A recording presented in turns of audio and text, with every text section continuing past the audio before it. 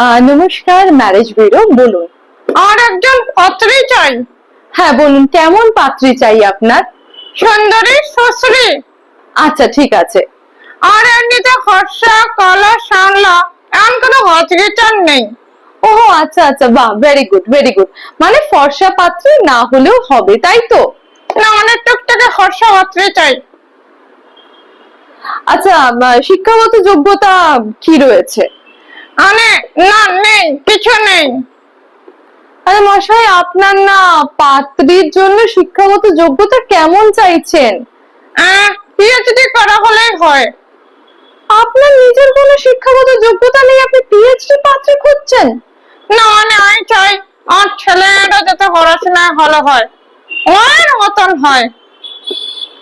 আচ্ছা আচ্ছা, পারিবারিক কথা বলতে হবে। আচ্ছা, শারীরিক গঠন কেমন চাই পাত্রীর? মানে একটু সেক্সি হতে হয়। পরিবারের সাথে কথা বলবো, এ আবার কেমন কথা? ওকে ওকে, সরি। আচ্ছা, আপনার ব্যাপারে বলুন, আপনার ব্যাপারে জানতে হবে, আপনি কি করেন? আমি একজন বিজনেসম্যান। আচ্ছা, আপনার কিসের বিজনেস রয়েছে? চা, পান, গিরির দোকান, সিগারেটও রাখি। আচ্ছা, বলুন আপনার বাবার ব্যাপারে একটু বলুন। আপনার বাবা কি করেন? না, কিছু করেন না। মানে কি করতেন?